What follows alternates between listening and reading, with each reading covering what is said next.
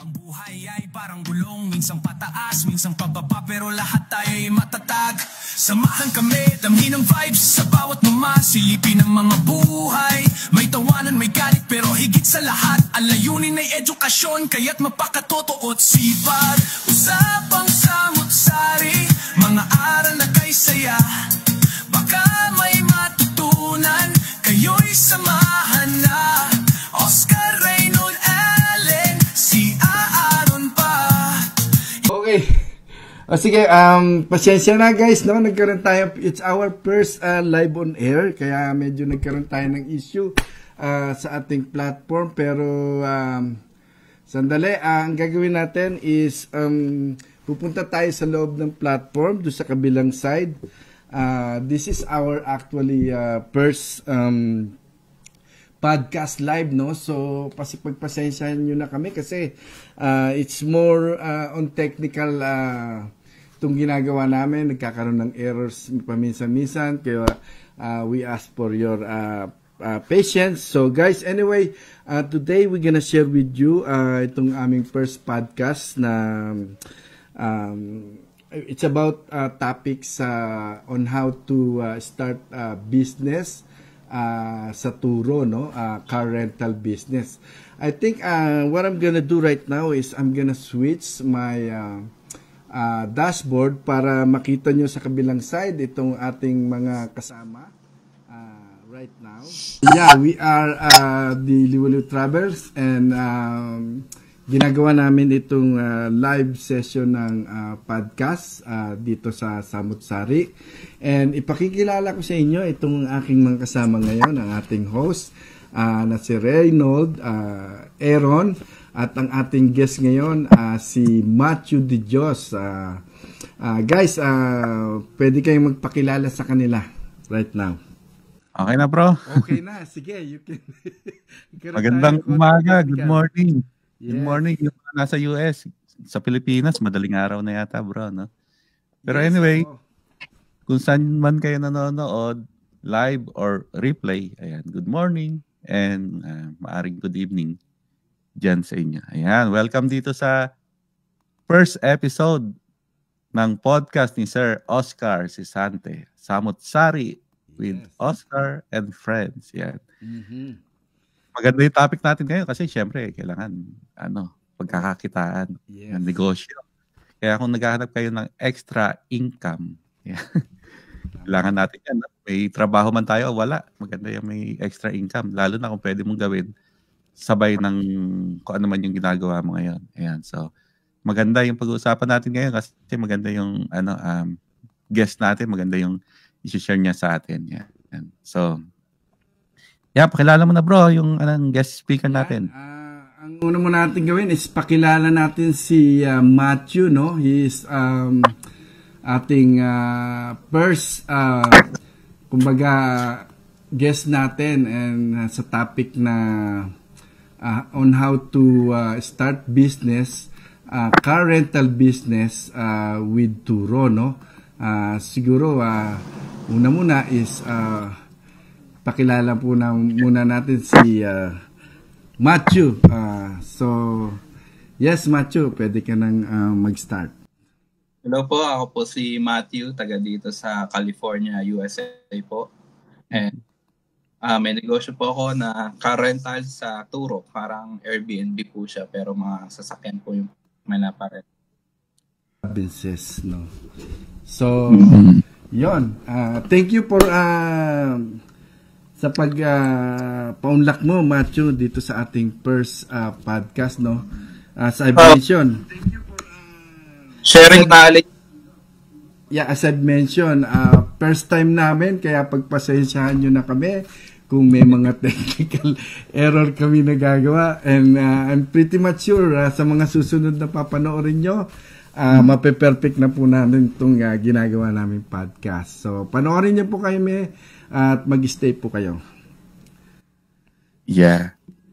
Ayan, batiin natin yung mga nandito. Si Hazel, si Arnie, ayan, si Sue. Yeah, anyway, salamat no sa araw na to, no. First episode, ganun talaga pagka live. Pagka video kasi na ine-edit, madaling i-cut. ang mahirap kasi pagka live. Tama. Pati mistakes mo, live din. Tama. Kaya okay yan, ganyan. Diyan naman tayo matututo eh. Kaya Pero maganda yon kasi ang podcasting is actually a raw, no? Raw talaga siya. Kaya kung ano man yung mga nangyayari na sa online or sa pagpo-production natin is normal lang siya, no? Anyway, shout out muna tayo dito sa ating mga viewers dito sa Liwaliw Travels. Kay Nimsay, no? Thank you for watching, no? Hindi ko nakikita yung iba dito yung pangalan. Anyway, mamaya babatiin namin kayo. So, ganito, kung meron kayong katanungan along the way, pwede kayong magtanong later, no? And ini-invite din natin yung ating mga viewers, no? Kung gusto nilang i-share itong live streaming natin, podcast, they can do so as well, no? Para kumalat po tayo, no? So, anyway, I think, Brother Reynold, pag na natin si Matthew, no? Kung ano ba itong Turo car rental business, no? I think mas malawak yung karanasan niya kasi I think he's been doing this for 2-3 years now, right, Matthew? 2 years po, gano'n. 2 years, no? So, yon. Una muna, tanong natin sa kanya, ano ba yung Turo? Maraming hindi nakakalam kung ano yung Turo. Pwede mo bang i-share sa amin? Okay po. Turo is ano po siya, an app siya sa phone or website siya. Para siyang Airbnb pero car rental po siya, hindi siya yung for cars po siya. For cars, no? Rentahan. Yeah. So basically it's online. They can do it online, no? Opo. And it's kind of like parang platform apps na kasi una muna, tanong natin paano ka nag-start, no? Where did you hear? Sinong promotor sa iyo nitong Turo car rental business? Pwede mo ma-share sa amin? Ano po kasi ako siguro talagang business-minded ako. Ito po talagang negosyo dito sa California. Kaso, ang mahal po yung kailangan may pera ka sa bangko, bibili ka pa ng mga mga equipment mo, tapos renta ka ng lugar, masyadong mahal. So, naisip po, ano po ba yung pwede kong gawing negosyo na anong meron ako ngayon? Kasi talagang magkaroon ng business So, una sa isip ko talaga, Airbnb. Okay. Ayoko mag-risk ng kukuha ko ng properties agad, parang gano'n. Tapos papaupahan ko. Kasi pandemic nun po Hindi ko alam kung malakas ba yun or something. Ganun. Tapos lumabas yung Turo naman. Sa pag-search ko, lumabas yung Turo. Sabi ko, meron ako budget. Baka pwede itong gawin kong, try ko lang po. Parang gano'n. So, ayun. Tapos, nag-YouTube ako. Pinapanood ko kung paano. Hanggang sa, tinry ko lang sa kotse ko. Sa panahon na yon nag-ano po ako nagde-deliver ako ng mga pagkain DoorDash, Uber Eats. Opo, Grab siya, Pinas, Panda, parang ganon. Food Panda, ganon. Ang kotse ko po noon, tipid sa gas. Nag-umpisa po ako sa Toyota Prius. So sabi ko, baka malakas to kasi tipid siya sa gas. Ayun, tinry ko siya. Yun, doon palang nag-start yun. So, ang tanong ko, madali ba siyang pasukin? Gaya ng sabi mo doon sa yung plan mo nung una, Airbnb, no? So, talagang bibili ka ng property to start. Talagang risky, no? So, hindi mo alam. So, sa palagay mo, yung to start the Turo, kinakailangan niya ba ng yung talagang malaking kapital or let's say kung meron kang kasi hindi niyo natatanong ako ay isa ring nagturo dito sa Canada, no? So i-share lang natin sa kanila. So kinakailangan ba na meron kang malaking hawak na pera or kung yung meron kang sariling sasakyan is pwede mo nang ipasok o para ka mag-start? Actually po, nag-start ako ng gantong negosyo. Zero po talaga. Wala akong zero, wala talaga pong nilabas na pera. Pero po, merong requirements sa dito sa California. Kapag kukuha ka po ng sasakyan, kailangan maganda yung credit score mo. Pag maganda yung credit score mo, yun po yung isa ko sa Winwork. So, pwede po akong bumili or binili ko po yung sasakyan ko, talagang zero down. Wala akong nilabas na pera. Apo. So, pwede po nilang umpisahan yung gantong negosyo ng walang nilalabas na pera po talaga. So, mai-share lang natin sa kanila. Sa ngayon, so far, ang Brother Reynold, ang turo kasi is, I believe, nandito pa lang sa US and Canada, right? Pero meron silang future plan na dalhin sa London, di ba? Ewan ko kung nag-materialize yun so far. Or parte ng Europe. Australia, hindi ko lang po sure. Meron na. So, wala sa Philippines so far? Wala po. Meron po yata silang sarili doon na okay. Okay. Nice. So, it's nice to hear. So, bali, sa ngayon, no? Bali, magti 3 years mo nang hinahawakan. Opo. Wow. Ang galing. So, sa ngayon, ilang vehicle na yung hawak mo? 5 na po. Wow. Really? Na po ako ng 7. Kaso... Talaga? Total yung dalawa eh. Sa ganon, sa panahon ganon. Na-accidente rin yung mga... Meron talaga. Ayan, pag-usapan natin yung aksidente, no? Kasi kailangan natin marinig din yung parang yung kabilang side. Yung risk, di ba? Na pwede mong ma-encounter. So, yun, sa limang sasakyan na hinahawakan ngayon, sabihin natin, per isang sasakyan, matanong na natin magkano ang pwede mong kitain sa isang sasakyan. Let's say, kasi iba't ibang klase ng sasakyan, Brother Reynold. Yung malalaki, yung SUV, alam ko mas mahal ang tanggap ng renta niyan. Kumbaga mahal ang bayad. So, malaki ang kita. So, sabihin na natin. Pero mas madalas ba siyang ma-rent? Yes. Sedan, between sedan and SUV, magkano ang range per 1 unit sa isang buwan? Ang pwede mo kitain? Siguro kung nilalaro niyo yung presyo tsaka yung depende sa season. Summer, mas busy, mas maraming pinupuntahan yung tao kapag holiday.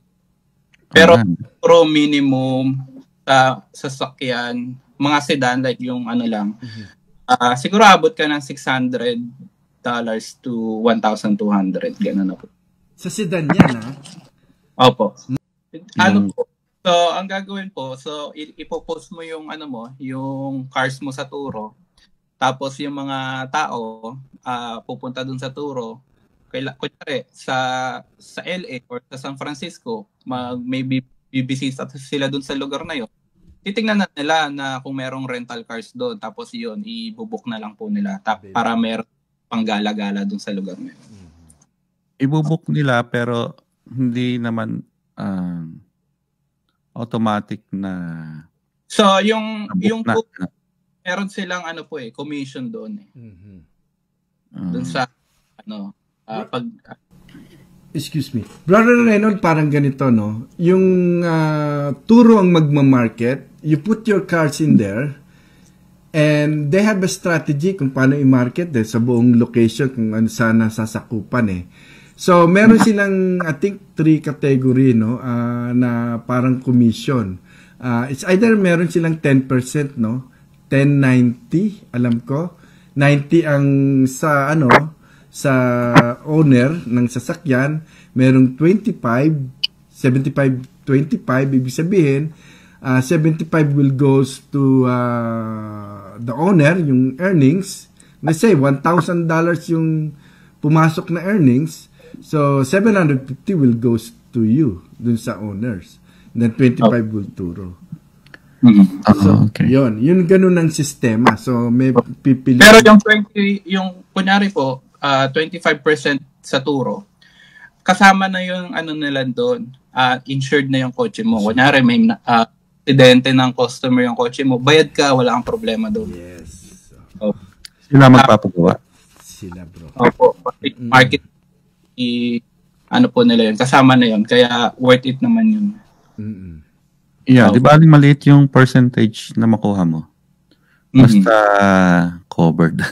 Opo, covered naman. Kahit anong gawin ng customer, kahit madumihan nila, mag-mock sila dun sa kotse, covered nila yun, babayaran nila yung anong penalties ng... Matthew, may tatanong ako sa'yo, no? In the past experience mo. Kasi I heard a lot of talagang matinding risk sa sa US rent, yung mga renters eh.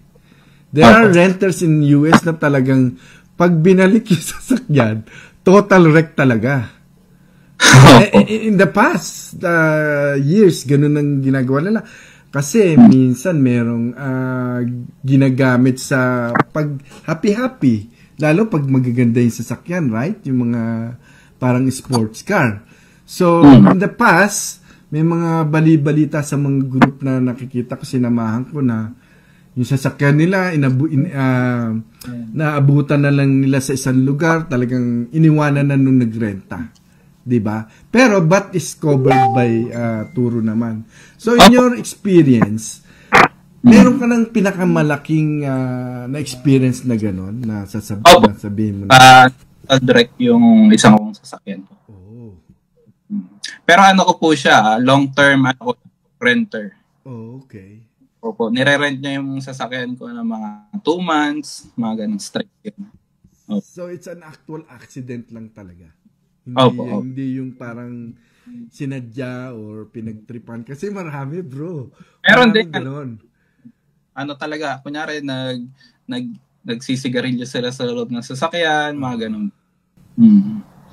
May ganong incidents po.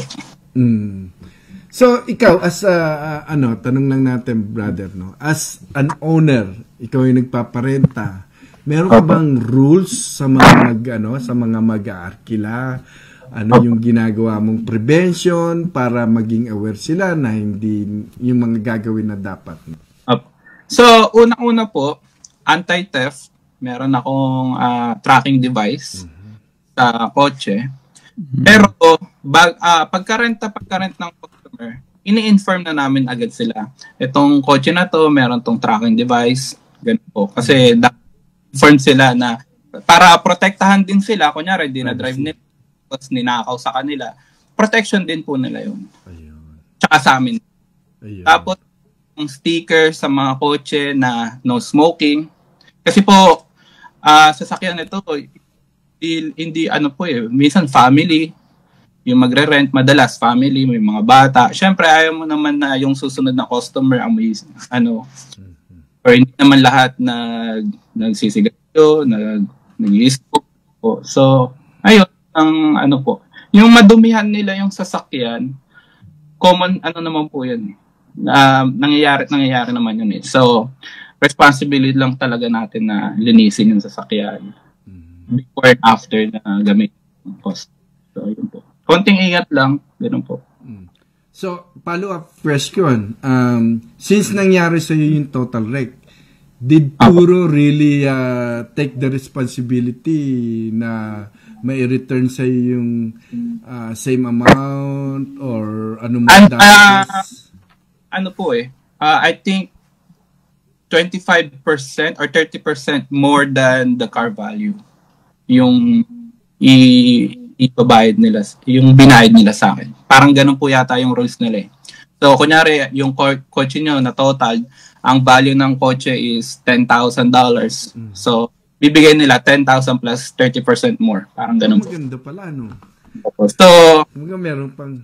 Opo. Yeah. Tapos, kunyari na nasira or habang pinapagawa nyo, meron kayong natatanggap sa Turo na days na walang na sira ang ginagawa yung sasakyan nyo o ganun, or nasira, ganun. Kasama po yun doon sa 25% or sa percentage ng Turo na na kinukuha sa ng rent ng sasakyan. Ganun. Okay. That's a great thing to hear. Brother Reynold, meron kang tanong. Baka pwedeng... Yeah. Yeah, kasi parang nakikita ko maganda kasi tulad ng sabi mo kanina, nag-start ka sa isa, pero ilan na yung kotse mo ngayon? So ngayon po, 5. Dati, 4 yung sasakyan ko. Actually, so nag-umpisa po ako, yung first year ko po, nag-sign up ako sa Turo 2022 ng November. 2022. Tapos taong 2023, January 1, doon ko po talaga pinost talaga yung yung sasakyan ko.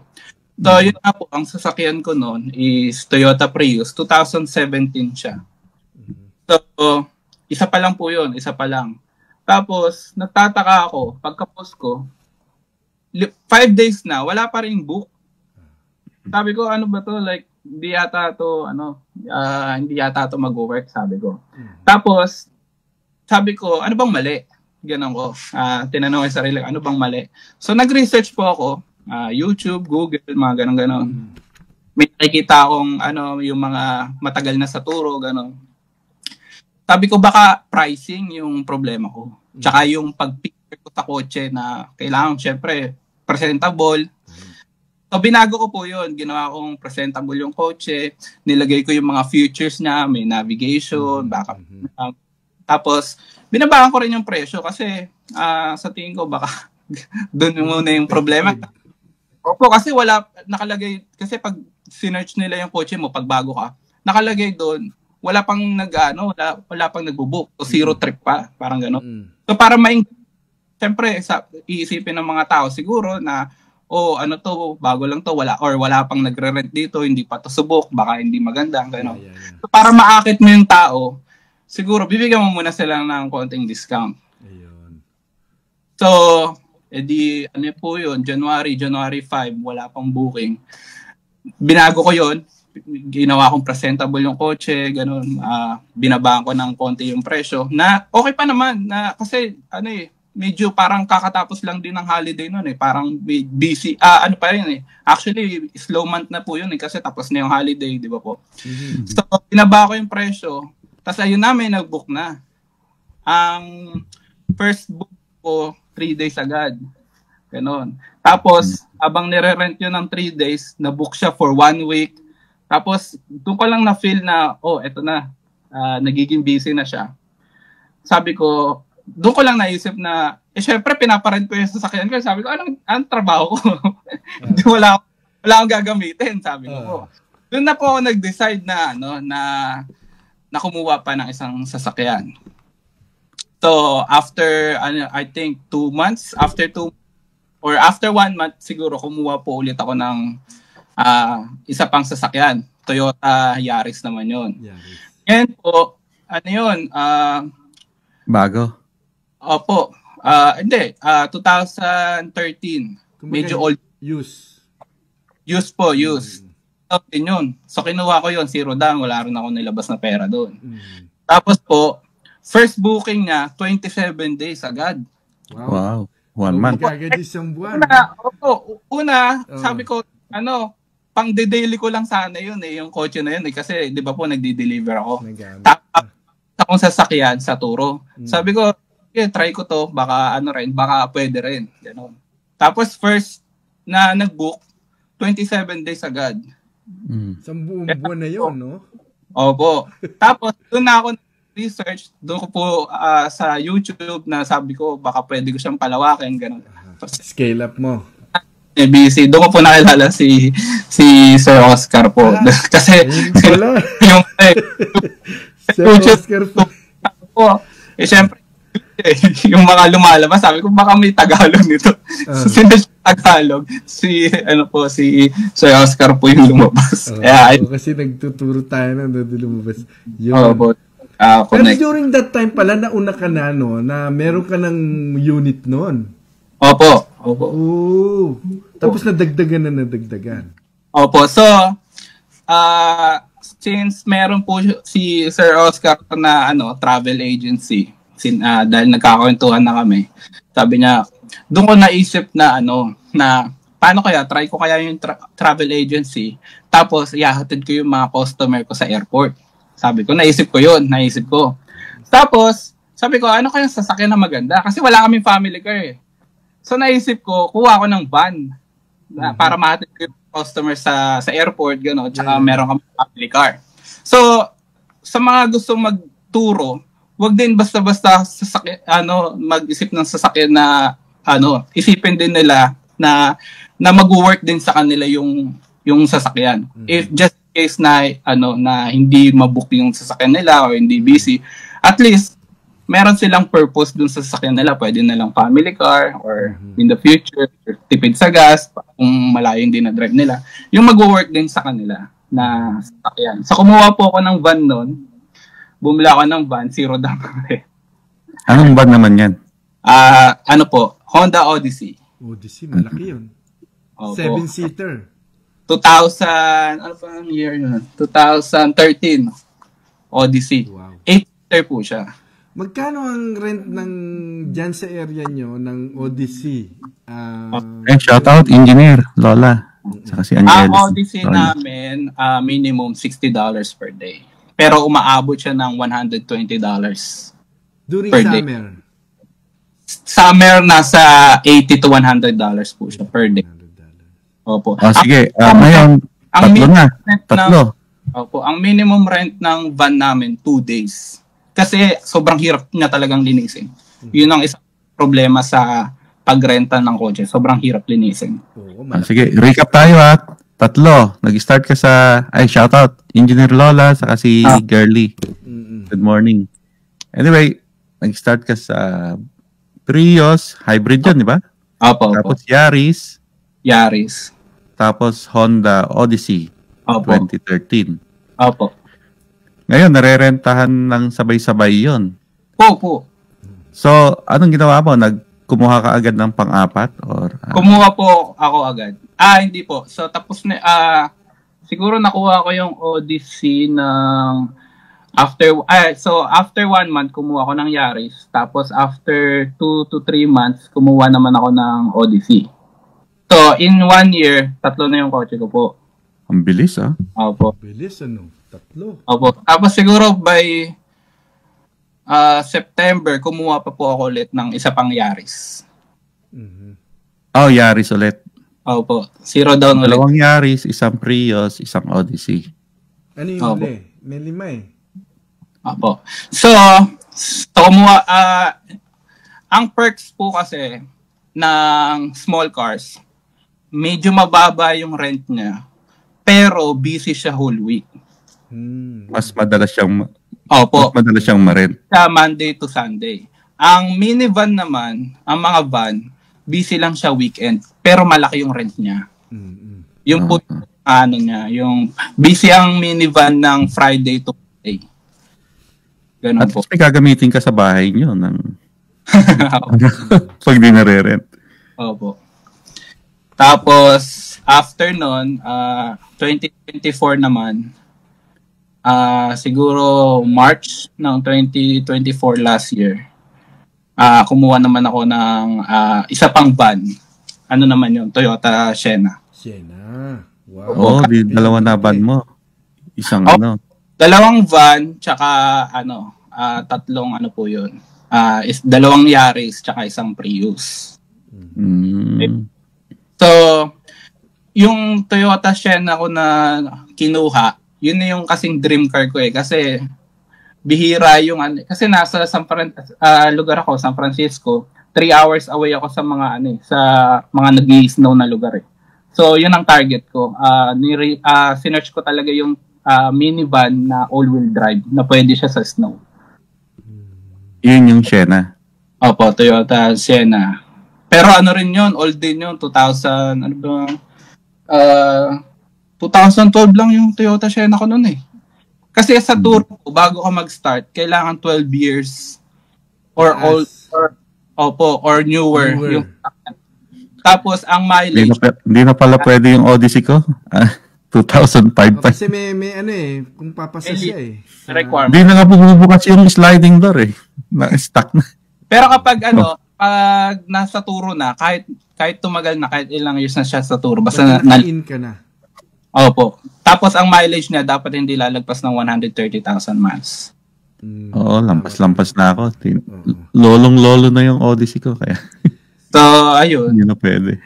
Tapos last year din na total yung ano ko po, yung Yaris ko. Yung pinaka-una mong Yaris o yung pangalawa? Hindi po, yung pangalawa. Pangalawa. Pero na-rent siya ng 4 months straight. Wow. Diretso, no? Tapos, nung na-total, pinalitan ng Turo? Or Binayaran po ako ng Turo. Tapos, bumili ka ng kapalit? Ganun. bumili ako ng ano ba binili? Toyota Prius ulit. Toyota Prius. So ngayon, dalawa na yung Prius mo. So, Isang Yaris na. Nabaliktad na. So, di ba, 4 yung fit finance ko ng 0. Bali ngayon, natira sa akin is natira sa akin yung 2 van. Actually, yung first car ko sa Turo na ano na rin eh. Ito, na-wreck. Pero Hindi po. babayaran naman yan eh, no? Opo. Ano naman niya. Opo. So, yung yung first car ko, yung Prius ko, hindi siya na total wreck, pero nagkaroon na talaga siya ng parang Sa luma. Opo. Kasi, dahil, kasi dinadrive ko siya sa DoorDash eh, Uber Eats eh. So, malaki na mileage na nalagay ko talaga dun eh. Pero umabot siya ng 200,000 plus mileage dun sa pagpaparent ko. So, binayad siya bago pa magkaroon ng check engine, magkaroon ng maraming problema. Pero ang ending ngayon, 2 yung van ko na natira, pina-finance ko pa. Pero 3 yung Prius ko na ngayon. Pero paid off na po yun. Wow, galing. Bro, ang tanong ko... ano nang na-paid off? Paid off na lahat? Oh, yung Prius 3 kotse ko po na Toyota Prius, paid off na po yun. Cash ko po yun. Congrats. Galing. So yung tanong natin, bro, is there a way sa'yo sa experience mo sa Turo, i-coexist mo the type of business na parang extension mo sa ginagawa mo as a Turo renters? Like, kunyari, kasi ginawa mo na yan, di ba? Do you do some kind of parang car wash or something na related dyan sa ginagawa mo? Anything? Kasi ang una namin problema talaga, kung saan din ako after nung everything, malaki rin nagastos ko siguro sa pag-car wash ng sasakyan. Kasi gusto kong mapadali yung trabaho eh. Kasi kasi dati naka-subscription yung isa kong sasakyan sa mga car wash. Gano'n po. Kaso dumami na yung sasakyan ko, nadagdagan. So, ayun ang problema ko, yung paglinis ng sasakyan. So, yung van kasi dati, sa totoo lang, hindi pa kami marunong maglinis ng van eh, yung mga sasakyan. Naabot kami ng 2 hours dun sa van. Ako lang, naabot ako ng 2 hours habang sa nagpatulong na ako sa kapatid ko. Ganun po, kung paano mag-dry agad yung, kasi nasa outdoor kami, kunyari summer, matutulog agad yung tubig eh, magkakaroon ng water spot eh. Ganun po. Tapos yung mga spill, kunyari yung mga van, may mga spill ng mga bata yan eh, kunyari may kasama silang mga bata, may mga tumutulong stain, mga ganun. So yun ang problema namin dati. Hanggang sa nakikita na kami ng mga dumadaan na tao na pagkakamala na kami nagdidite. Ayan, opo. So, may mga nagtatanong sa, hey, can you guys wash my car? Ganon. Tapos doon namin naisip na, kasi gumaling na kami sa paglilinis ng sasakyan. Yung dating 2 hours, nagiging 40 minutes na lang eh. Tapos yung maliliit na sasakyan, dati 1 hour, 1 hour and a half. Kami inaabot ng paglilinis nun eh. Kasi may pa ako niyan. Masyado akong sa paglilinis eh. Gusto ko talaga malinis na malinis eh. So, hanggang sa ngayon, 20 minutes na lang per sasakyan yung namin eh. Yung pagka-car wash namin eh. Talagang bumilis na kami, tsaka mas lalo kami. Kasi, kapag ni-return ng customer yung sasakyan, binibigyan kami ng ratings niyan eh. Yes. Opo, tapos sasabihin nila sobrang linis ng sasakyan.